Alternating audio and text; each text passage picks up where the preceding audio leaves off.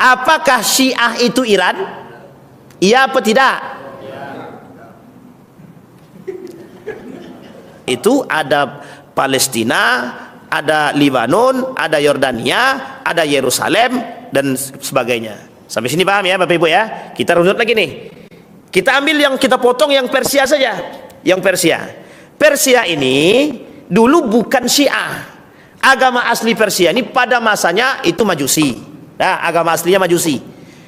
Kata Nabi dalam sejarah Islam tuh, negara mana yang paling kuat di muka bumi ini yang tidak pernah ditaklukkan oleh Islam?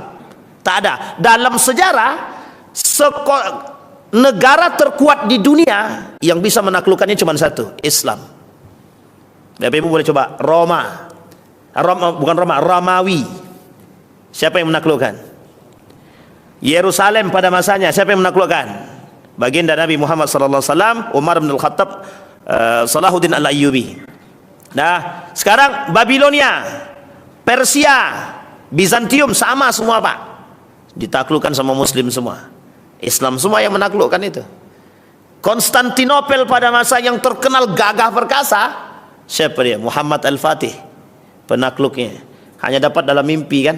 Nah, ini kalau sebenarnya bahas sejarah ini memang enak, memang sejarah itu memang enak. Cuman mengkait-kaitkannya itu agak rumit sedikit gitu.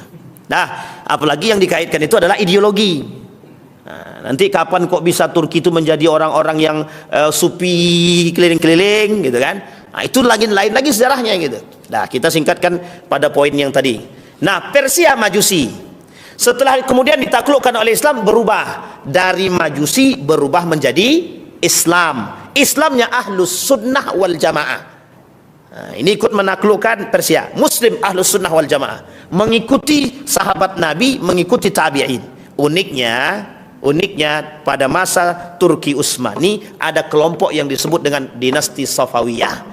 Dinasti Safawiyah ini dinasti yang menginginkan kekuasaan dan ingin berbelok daripada kelompok yang disebut dengan Turki Utsmani. Dinasti Safawiyah ini itu adalah Syiah pecahan daripada Irak. Sampai sini paham?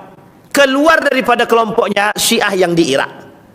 Setelah dibombardir, mereka muncul kelompok yang disebut dengan Syiah. Syiah ini mengatasnamakan sebagai Syiah Safawiyah. Nah, Syiah Safawiyah ini membuat satu kerajaan yang disebut dengan kerajaan Safawiyah, Islam, tapi Islamnya Syiah. Dah sampai di sini bisa dipahami? Bisa kita runut Bapak Ibu ya? Ini agak aman apa tak aman nih? Kok tak aman bahaya nih? Mau pakai papan tulis nih kan, bercoret-coret gitu kan? Dinasti Safawiyah. Aman ya Bapak Ibu ya? Nah, sekarang dinasti Safawiyah. Dinasti Safawiyah membawa satu paham yang disebut dengan Syiah, yang ketika itu paham dia belum sampai pada pahamnya Imam 12. Oke?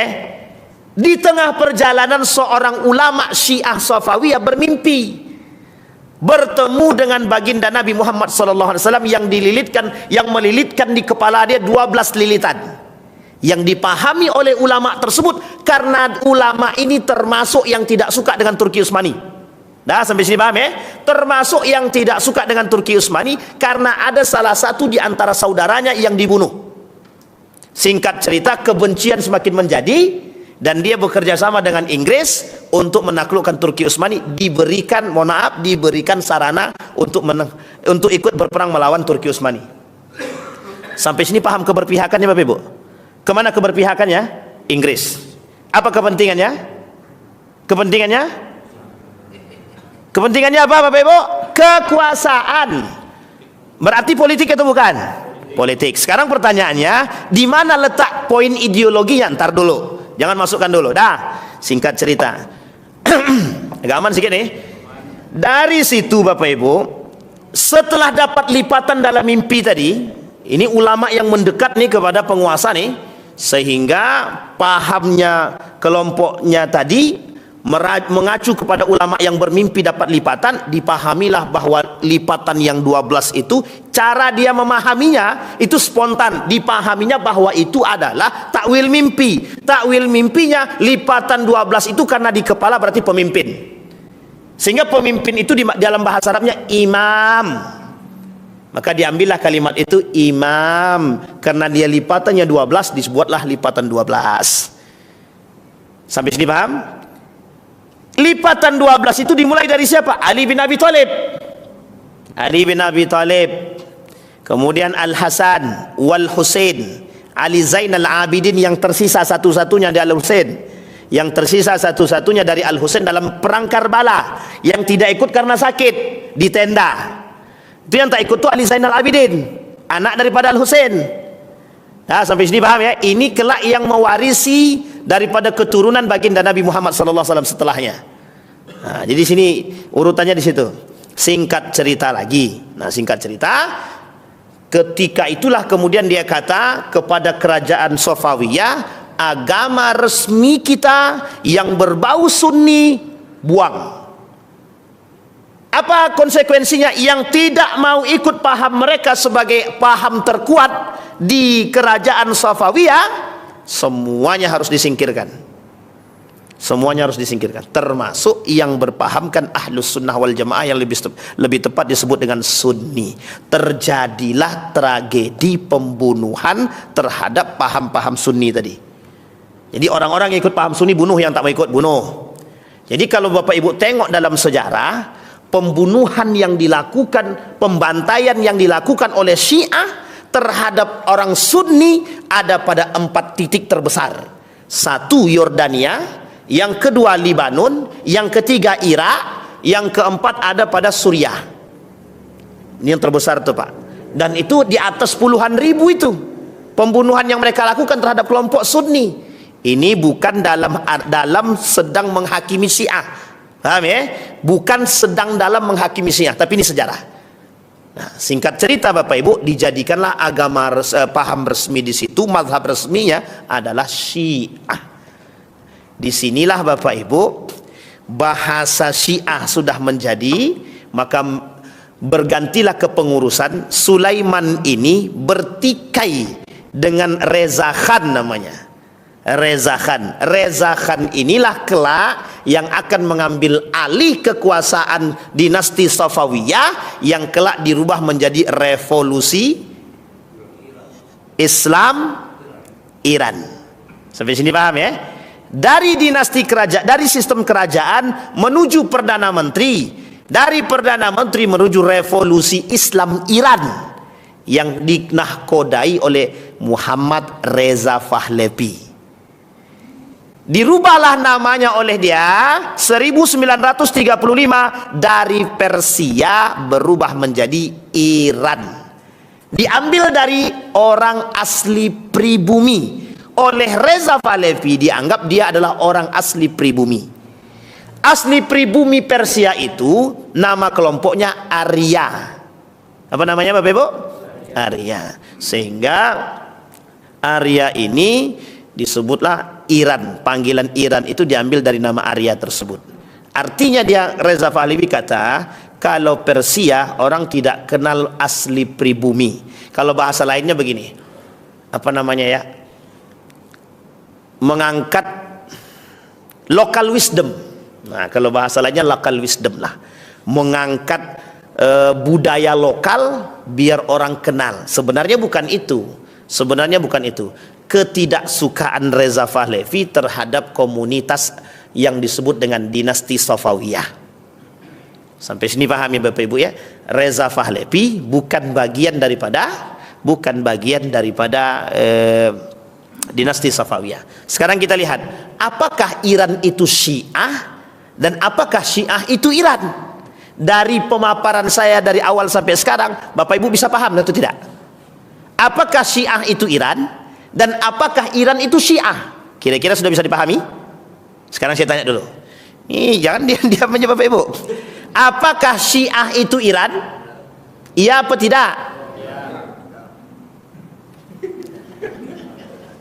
Apakah Syiah itu Iran? Tidak. Apakah Iran itu Syiah? Iya apa tidak? Oke, kita luruskan. Iran itu Syiah karena mazhab resminya Syiah. Sudah didaulat oleh kerajaan dinasti Safawiyah bahwa mazhab resmi kita dibuanglah dinasti orang-orang ahlus sunnah wal jamaah, masuklah sistem mazhab resmi dia dipengaruhi oleh ulama yang tadi dalam mimpi tadi, namanya Syiah. Jadi Syiah itu belum tentu Iran, Iran itu mesti Syiah. Sampai sini paham ya? Yang dimaksud Iran itu mesti Syiah, mayoritas mazhab yang tertinggi di situ adalah Syiah. Adakah Sunni di Iran itu? Ada, sebagian kecil. Yang lain apa? Ada Yahudinya. Ada Yahudinya. Maka disebutlah Iran itu, sebagian besar Iran tersebut adalah Syiah. Tapi Syiah itu belum tentu Iran. Karena Syiah itu ada di Irak, ada di Iran, ada di Suriah. Besarnya, yang paling besar. Ada di Iran, ada di Irak, ada di Suriah. Besarnya. Dan itu masuk dalam lingkaran perbatasan. Yang hari ini bercokak dia antara Israel dengan Suriah. Nah, ini poinnya penting di sini. Nah, di dalam Suriah ini, di Suriah ini ada kelompok Syiahnya Bashar Assad yang sebenarnya mereka ini masih mau Bashar Assad itu jadi presiden.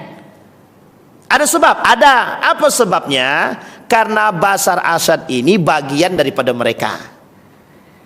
Tapi uniknya paham Syiahnya Bashar Assad ini agak sedikit berbeda dengan paham Syiah yang lain. Hampir sama pahamnya dengan dinasti Safawiyah, hampir sama. Apa paham kesamaan dia? Bashar Assad yang sudah jadi militer tidak usah sholat, sama orang-orang yang menjadi panglima perangnya dinasti Safawiyah tidak usah sholat. Sampai sini paham ya? Nah, jadi ada kesamaan sebenarnya. Meskipun kesamaan itu tidak bisa dijadikan tolak ukur untuk mengatakan apakah Syiahnya Bashar Assad berasal dari situ, tidak. Sampai sini paham ya? Jadi Syiah ini banyak cabangnya Bapak Ibu, banyak sekali cabangnya. Dan juga mereka sama mereka juga nggak akur juga itu. Sama lah kayak Yahudi, sesama mereka juga sebenarnya nggak akur juga. Cuman karena kepentingan politik harus akur gitu. Nah, sampai paham sih Bu ya? Sama kayak teman-teman Wahabi itu kan tak akur juga sesama dia itu. Ada yang satu dia itu tak akur juga karena memang buatan kan, memang nggak akur juga itu sebagian gitu. Sama juga sebenarnya di NU juga begitu, di Muhammadiyah juga begitu, ada clash lah gitu. Karena ada, itu biasa dalam kelompok itu biasa, cabang-cabang itu. Tarekat Naqsabandiyah kan juga begitu. Tarekat Naqsabandiyah itu cabangnya kan banyak, ada yang mu'tabar, ada yang ghair mu'tabar, ada yang diakui dan ada yang tidak diakui gitu. Nah, sampai sini paham ya Bapak Ibu kembali. Nah, Syiah itu tidak semuanya di Iran. Ada di Irak, ada di Iran, ada juga di Suriah, dan ada juga di Yaman. Tak banyak lah, di Yaman itu tak banyak. Yang paling banyak di 3 tempat tersebut. Sekarang Bapak Ibu pertanyaannya, apakah Syiah ini ada korelasi persahabatan dengan Yahudi? Itu yang harus kita telusuri. Nah, sekarang kita lihat dalam sejarah. Dalam sejarah, Yahudi berdiri sendiri, Syiah berdiri sendiri. Di mana letak kerjasama antara Syiah dengan Yahudi pada Perang Dunia Pertama? Perang Dunia Pertama. Di dalam Perang Dunia Pertama itu terjadi kekompakan. Sebenarnya bukan kompaknya, cuma karena pandainya kolaborasi dan negosiasi dan komunikasi yang dilakukan oleh Inggris dengan 3 sekaligus. Satu kelompok Syiah, yang kedua kelompok Sunni, yang ketiga Yahudi. Kelompok Syiah itu dia kerjasama Inggris tadi dengan dinasti Safawiyah.